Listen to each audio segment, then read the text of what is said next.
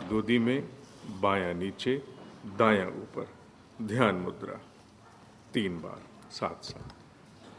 ओम भूर्भुवः स्वाहा तत्सवितुर्वरेण्यं भर्गो देवस्य धीमहि धियो यो नः प्रचोदयात्। ओम भूर्भुवः स्वाहा तत्सवितुर्वरेण्यं भर्गो देवस्य धीमहि धियो यो नः प्रचोदयात्। ओम भूर्भुवः स्वाहा तत्सवितुर्वरेण्यं भर्गो देवस्य धीमहि धियो यो नः प्रचोदयात्। Miracles of internal growth.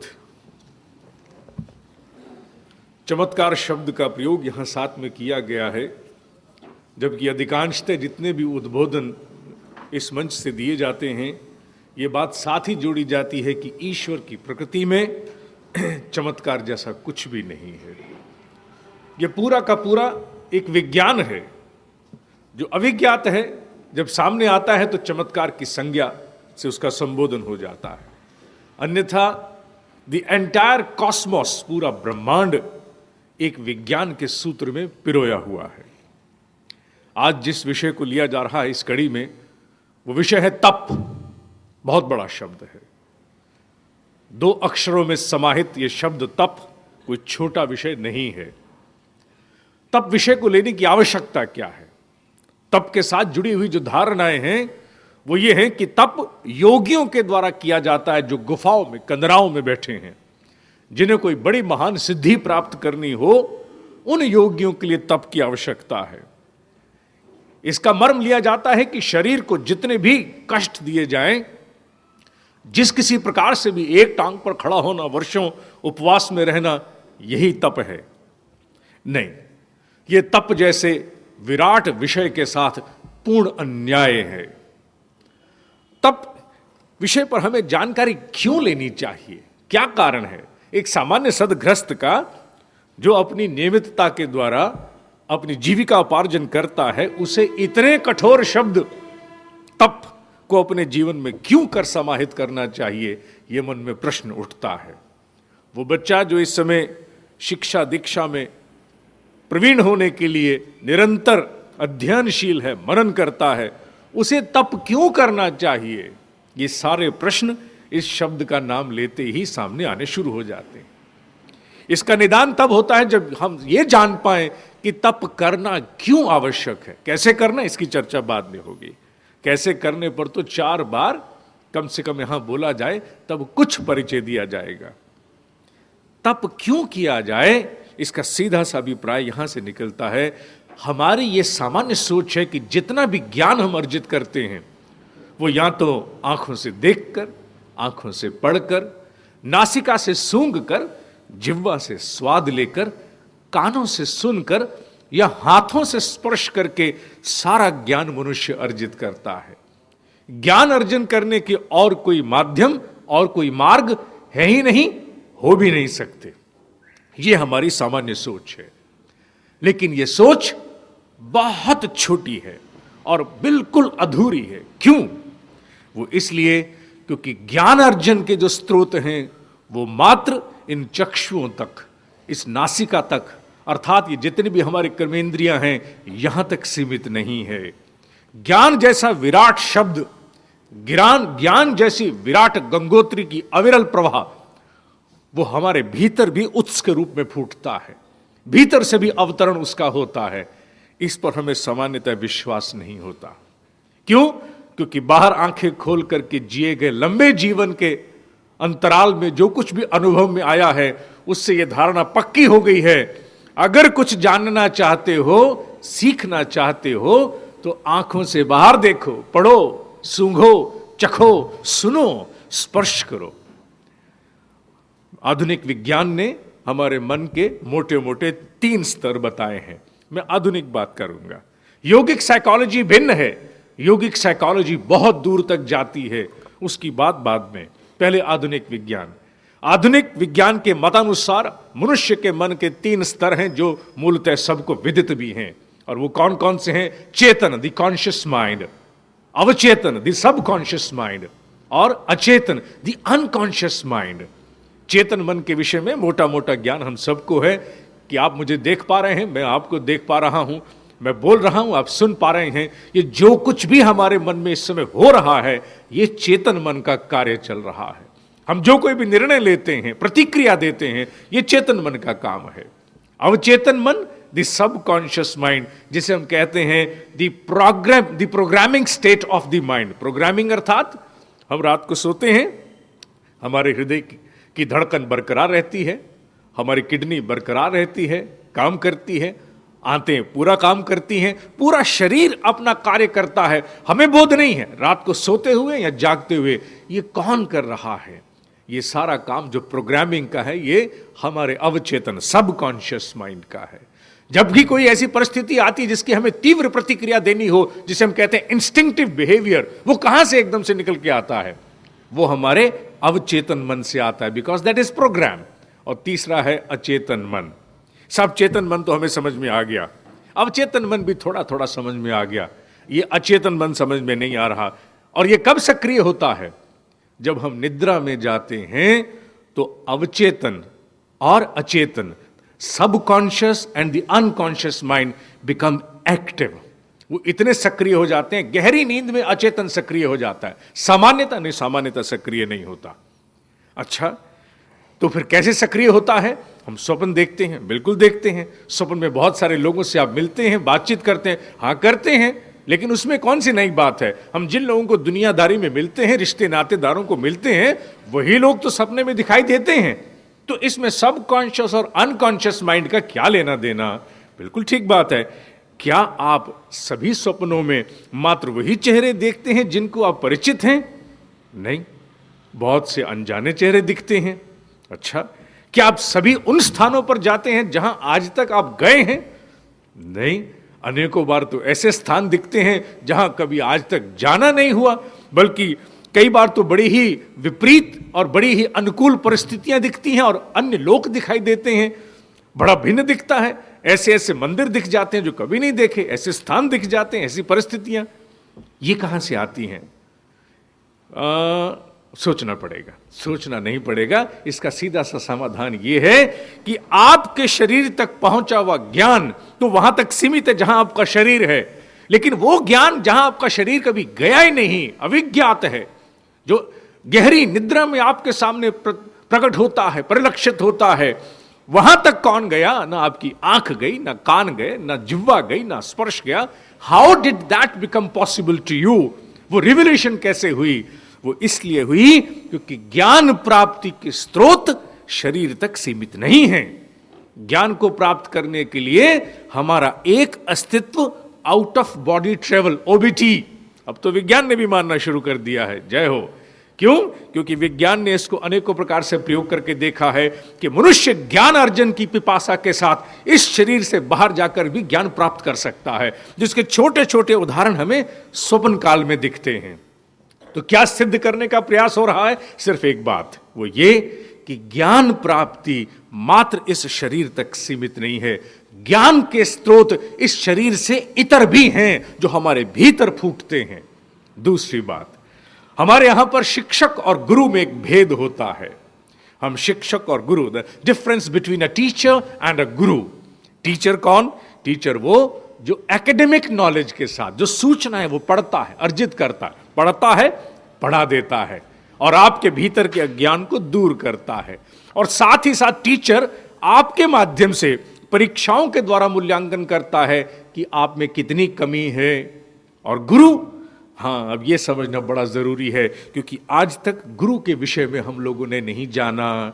हम लोगों ने किसी को भी कभी भी गुरु कह दिया, लेकिन सोचा नहीं कि गुरु शब्द के पीछे क्या मर्म है। अगर मैं बार बार कहता हूं कि मैं गुरु नहीं हूं, मैं इस जीवन में नहीं बन सकता, उसका कारण क्या, उसका आधार क्या है? उसका एक ही आधार है। वैसे तो बहुत से आधार हैं, मैं उनका उल्लेख नहीं करूंगा, वो बहुत विराट हैं, सबसे बड़ा आधार यह है कि गुरु पढ़े हुए ज्ञान के द्वारा शिष्य का मार्गदर्शन नहीं करता। गुरु का संपूर्ण ज्ञान इंट्यूटिव नॉलेज पर आधारित होता है। गुरु का संपूर्ण मार्गदर्शन भीतर के इल्हाम, भीतर की स्फुरना, जिसे हम इंट्यूशन कहते हैं, ही totally depends upon intuitive intelligence. और उसी इंट्यूशन पर आधारित होकर के वो शिष्य का मार्गदर्शन करता है। मार्गदर्शन ही नहीं करता बल्कि अपने चक्षुओं के द्वारा शिष्य की वस्तुस्थिति जानता है कि कहां क्या कमी है। शिक्षक को अपने शिष्य की कमी जानने के लिए परीक्षा की आवश्यकता पड़ती है, गुरु को आवश्यकता नहीं है। क्यों? क्योंकि गुरु के पास आपका सीटी स्कैन, एमआरआई सामने आते ही आरंभ हो जाता है। He knows what lies where, उसको पूरा ज्ञान होता है। इसीलिए कहा जाता है कि गुरु और गोविंद दोनों साथ खड़े हैं। क्यों? वाई? गुरु और गोविंद साथ में क्यों खड़े किए जाते हैं? गुरु को गोविंद की उपमा क्यों दी गई है? वो इसलिए दी गई है क्योंकि गुरु के भीतर से गोविंद होकर के निकल गया है। That infinite intuitive intelligence, it has prevailed into the गुरु। इसीलिए गुरु शब्द के दो अक्षर हैं, गु अर्थात गूढ़ता, रू अर्थात वहन करने वाला। जो गूढ़ता को वहन करता है वही गुरु है। और गूढ़ता अर्थात इंट्यूटिव इंटेलिजेंस, जहां कोई लॉजिक नहीं है, जहां कोई if and but and cut नहीं है, जहां आप 100 विकल्प नहीं दे सकते, okay let's do this, let's try that. No, it's one solution which is absolutely perfect in its total entirety. वहां कहा गया है इंट्यूशन, इल्हाम, स्फुरना, और यह गुरु के भीतर है।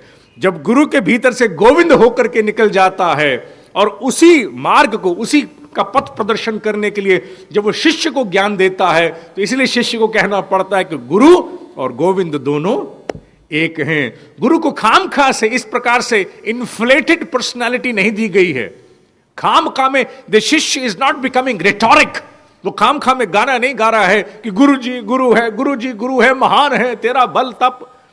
उसके पीछे का कारण एक ही है, द सब्सटेंस इज वन, कि गुरु का संपूर्ण मस्तिष्क इंट्यूटिव इंटेलिजेंस, इंट्यूशन से चल रहा है। वो बुद्धि से काम नहीं कर रहा, वो इंट्यूशन से, इल्हाम से बोल रहा है।